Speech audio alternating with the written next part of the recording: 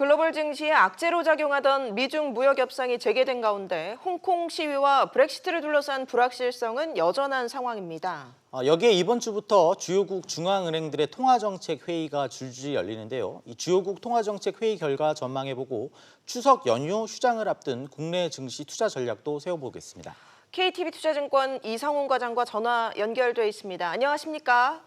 네, 안녕하십니까? 네, 갈등을 이어가던 미국과 중국이 다음 달 초 워싱턴에서 고위급 무역 협상을 재개하기로 합의하면서 기대감이 커지고 있는데요. 이번에는 진짜 어떤 성과를 낼 수 있을까요? 네, 우선은 지금 현재 차관급 회담, 그러니까 10월 초에 고위급 무역 협상에 대한 전에 이번 달부터 차관급 회담이 있습니다. 실질적으로 이 차관급 회담이 어떤 내용에 있어서 주고받는 내용이 이 다음 달에 있을 부분에 있어서 먼저 선제적으로 되지 않을까 생각이 되고 있고요.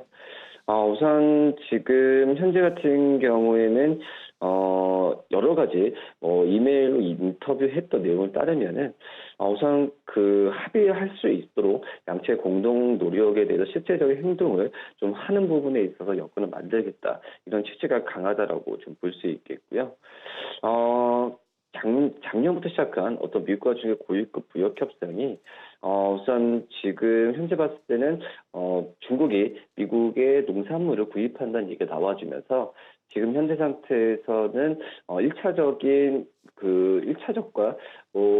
그 관세에 대한 부분을 제외하고는 이 차관급 회의에서 어느 정도 다 마무리되지 않을까, 이렇게 좀 판단이 좀 되고 있습니다.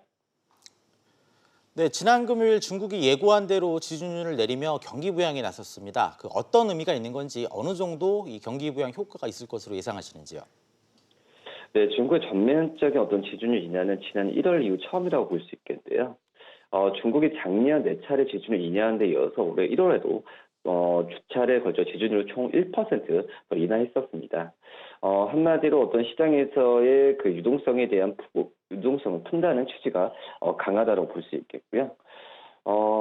지금 지준율을 낮추는 부분 같은 경우에는 소기업이나 어떤 민영기업 대출에 있어서 용이하게 하는 부분이 가장 크다라고 볼 수 있겠고요. 한마디로 투자에 대한 활성화, 그리고 이 투자 활성화에 의한 부분에 있어서 소비 진작까지도 중국은 좀 생각하지 않나, 지금 판단이 좀 되고 있습니다. 이번에 지준율 인하 조치를 통해서 총 9천억 위안 정도가 시장에서 돈이 풀릴 것으로 많이 기대를 하고 있는데요.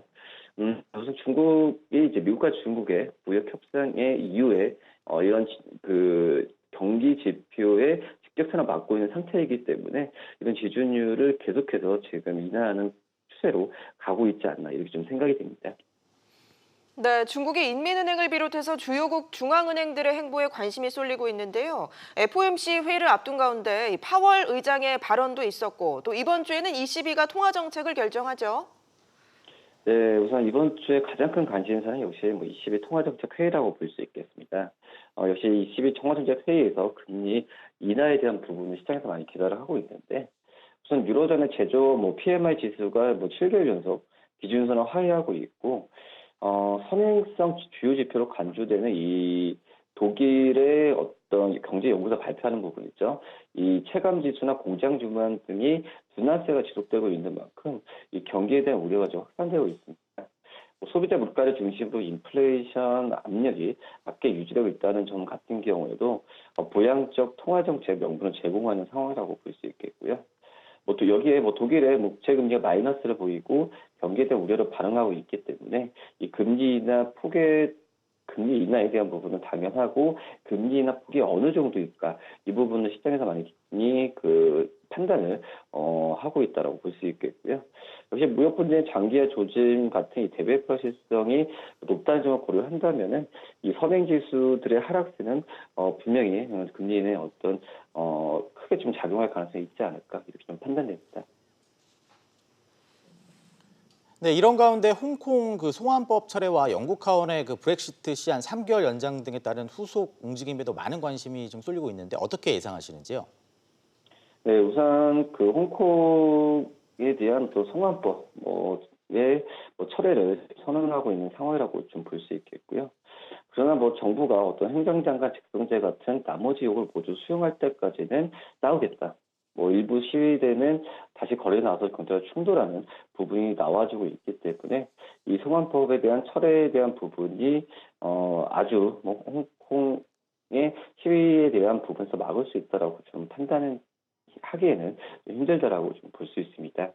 뭐 민주화 진영 같은 경우에는 우선 또 경찰 특공들이 정하지 않는 시민을 마구 때리는 부분이든 공권력을 남용한다는 주장을 계속 하고 있기 때문에 이 시위에 대한 부분은 어떤 정치적인 성향이 있던 부분이라고 볼 수 있겠고요. 그렇기 때문에 지금 제가 봤을 때는 말씀드렸다시피 송화법 처리 문제가 아니라 여러 가지 부가적인 이 행정정관 직선제 등 여러 가지 그 정치적 사항이 남아있지 않나 이렇게 생각이 되고 있고요. 또 뭐 브렉시트 같은 경우에도 아직까지는 영국 의회도 그렇지만은 아무 합의 없이 유럽연합 탈퇴한 이른바 이 노제 브렉시트를 저지하기 위한 법안을 통과시키는 사항을 본다고 하더라도 뭐 쉽게 끝난 문제는 좀 아니지 않나 좀 이렇게 좀 생각이 됩니다. 네, 마지막으로 이번 주에 발표될 주요 경제 지표들 어떤 게 있는지 또 국내 증시 투자 전략은 어떻게 가져가야 될까요? 네, 우리나라 그 시장 같은 경우에는 지난주에 그나마 좀 긍정적인 상황으로 좀 끝난 부분이 있다라고 판단이 됩니다. 뭐 대외적인 어떤 리스크가 완화되는 구조로 지금 가고 있다라고 좀 판단이 되고 있고요. 뭐 그렇기 때문에 지금 시장 같은 경우에 긍정적으로 바라봐도 괜찮지 않을까 판단이 되고 있고, 뭐 이번 주 같은 경우에 경제 지표로 봤을 때는 그 미국의 금요일이죠. 미국의 8월에 소매 판매 지수를 주목해야 된다라고 볼 수 있겠고요. 지금 현재 미국의 어떤 경기 침체에 대한 우려 부분이 불거지고 있는 가운데 어떤 소매 판매, 그전에는 어떤 제조업 지수가 안 좋았다고 한다면 이 부분을 확인시켜주는 게 바로 이제 미국의 8월의 소매 판매라고 볼 수 있겠습니다. 그렇기 때문에 그 소매 판매 지수에 대한 부분에 있어서 지금 미국의 어떤 금리 인하에 대한 부분에 있어서 시장에서 다시 한번 판단을 하지 않을까 생각이 되고 있고요.